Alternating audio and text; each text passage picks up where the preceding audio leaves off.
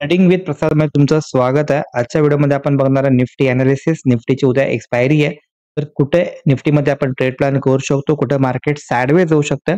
सगळ्या गोष्टी आपण ह्या व्हिडिओमध्ये डिस्कस करणार आहोत. तर एक रिक्वेस्ट आहे, व्हिडिओ ओनली फॉर एज्युकेशन पर्पजसाठी, कुठल्या प्रकारे बाय किंवा सेल रिकमेंडेशन नाही आहे.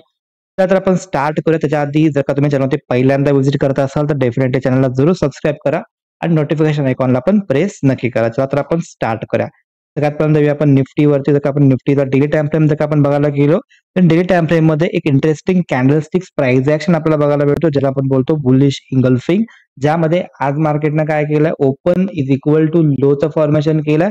मार्केटमध्ये बेसच्या आसपास स्ट्रॉंगेस्ट बाइंग आपल्याला बघायला भेटली आणि इथून मार्केटमध्ये एक चांगल्या प्रकारे रिव्हर्सल बघायला भेटलं, जे आपण कालच्या व्हिडिओमध्ये पण एक्सपेक्ट केलं होतं. जर का आपण हा व्हिडिओ बघितला त्याच्यामध्ये आपण एक्सपेक्टेशन हेच केलं होतं की मार्केटमध्ये रिव्हर्सल फॉर्मेशन होऊ शकते. त्याच्या मागचे आपण वेगवेगळे रिझन्स सगळे त्या गोष्टी त्या आपण व्हिडिओमध्ये बघितल्यात. आता आपल्याला तेवढा वेळ टाकायचा नाहीये. आपण बघू याच्यामध्ये कशा प्रकारे आपण ट्रेड प्लॅन करू शकतो. सिंपली जर का आपण बघायला गेलो तर जोपर्यंत मार्केटचा हा जो बेस आहे 24,518 ह्याच्या खाली जोपर्यंत डेली टाइम फ्रेमचा क्लोजिंग येत नाहीये तोपर्यंत मार्केटसाठी पॉझिटिव्ह सेंटिमेंट आहे. बिकॉज ही जो बेस आहे ह्याच्यामध्ये बाहेरचा अक्युमुलेशन आहे, बाहेर बाहेर ह्याच्यामध्ये डॉमिनेट करत आहे. तर इथून मार्केट जर का रिव्हर्सल गेला तर कोणत्या ठिकाणपासून आपल्याला परत सेलिंग बघायला भेटेल, बिकॉज प्रिव्हियस टू मार्केटचा हा जो ट्रेंड आहे हा क्लिअर कट शॉर्ट टर्म मध्ये बेरिश आहे. तर मार्केट शॉर्ट टर्म साठी जरूर बेरिश आहे. बट इथून आपल्याला कशा प्रकारे आपण ट्रेड प्लॅन करू शकतो, जर का आपण थोडंसं डेली टाइम फ्रेम जर का आपण बघायला गेलो याच्यामध्ये तर एक चांगल्या प्रकारचा हेल्दी कॅन्डलचं क्लोजिंग भेटलंय आजच्या दिवसासाठी. आणि इथं पण जर का आपण बघायला गेलो तर इथं पण टाइप ऑफ बुलिश इंगल्फिंग बनत होतं, बट पूर्ण एक्झॅक्टली बुलिश इंगल्फिंग बनलं नाहीये. त्यानंतर इकडनं या दिवशी आपल्याला बघायला भेटलं तर इथं आपल्याला प्रत्येक सेलिंग बघायला भेटले. तर सिमिलरली अजून पण याच्यामध्ये सेलर याच्यामध्ये ऍक्टिव्ह आहेत. असं नाहीये की मार्केटनं रिव्हर्सल दाखवला म्हणजे मार्केटचा स्ट्रेट अवे वरती जाईल, असं नाहीये. तर की सेलर अजून पण याच्यामध्ये ऍक्टिव्ह आहे. तर एक्झॅक्टली सेलिंग कुठून बघायला भेटेल, कुठे आपल्याला चांगल्या प्रकारे सेलिंगची अपॉर्च्युनिटी बघायला भेटू शकते, तर त्या गोष्टी पण आपण ह्या व्हिडिओमध्ये बघायचा प्रयत्न करणार आहे. आपण येऊया थोडंसं 15 मिनिट टाइम फ्रेम वरती. त्याच्या आधी जर का आपण याच्यामध्ये बघायला गेलो तर इथून जर का आपण बघायला गेलो तर हा जो ट्रेंड आहे हा क्लिअर कट एक शॉर्ट टर्म साठी बेरिश ट्रेंड आहे. मार्केट इथून मार्केटमध्ये परत एक व्हर्टिकल सेलिंग आलाय. आता मार्केट ज्यावेळी अपसाइडला जायचा प्रयत्न करेल तर ह्याच्या आसपास मार्केट परत एखाद्या वेळेस डाऊनसाइड एक्सपेक्टेशन असू शकते. थोडक्यात जर आपण फिबोनाचीचा वापर करायला गेलो इथं तर इथून जर आपण बघायला गेलो तर एक्सपेक्टेशन हेच आहे 0.5 जे लेवल आलं 24,777च्या आसपास, तिथं एक 0.5 लेवल आहे. त्यानंतर 0.618 जो की गोल्डन नंबर आहे, जो की 24,865 ला, म्हणजे हे दोन लेवल मार्केटसाठी चांगल्या प्रकारे रेजिस्टन्सचं काम करतील. इंटरडे मध्ये जर आपण बघायला गेलो कुठे आपल्याला एक्झॅक्टली सेलिंग बघायला भेटू शकते किंवा कुठे आपल्याला बाईंग बघायला भेटू शकते, दोन्ही गोष्टी आपण चेकआउट करणार आहे. त्याच्यात जर आपण बघायला गेलो तर शॉर्ट टर्मचा जो ट्रेंड आहे हा एक कम्प्लिटली बेरिश आणि बेरिंग लोअर हाय लोअर जो डाऊन ट्रेंड आहे याच्यामध्ये, आणि हिच्या लोअर हायच्या वरती याच्यामध्ये आपल्याला एक चांगल्या प्रकारे बाईंग बघायला भेटली. बट ही बाईंग जी होती पायरीगत गेलं वरती मार्केट, तर असं एक्सपेक्टेशन कमी आहे की ह्याचा सरळ मार्केट अपसाइडला जाईल.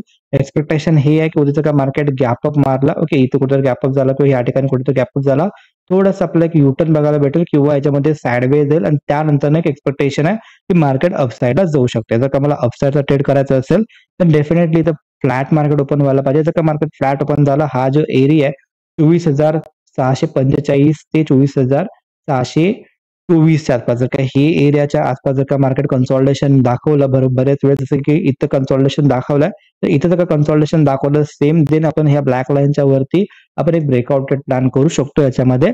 आणि मिनिमम एक्सपेक्टेशन हे राहिलं की 24,000 हा जो लो आहे म्हणजे 24,730 पर्यंत एक्सपेक्टेशन राहू शकते. कारण की इतर जास्त त्याला कोण ट्रॅप करायला अडवायला कोण नाही. ओके, जर का मार्केट डायरेक्टली मोठा गॅपअप झाला आणि हे एक लेवल आहे जे की इंटरेस्टिंग राहू शकतं, इथून मार्केट लास्ट टाइमला शार्पच सेलिंग आला, तर ह्याच्या आसपास जर का मार्केट आला आणि इथं आपल्याला कुठल्या प्रकारे निगेटिव्ह प्राइस ऍक्शन बघायला भेटलं तर डेफिनेटली माझ्यासाठी त्याच्यामध्ये सेलिंग राहू शकते. बिकॉज त्या ठिकाणी एक्सपेक्टेशन ही आहे की तिथं आपल्याला एखाद्या वेळेस सेलिंग बघायला भेटू शकते.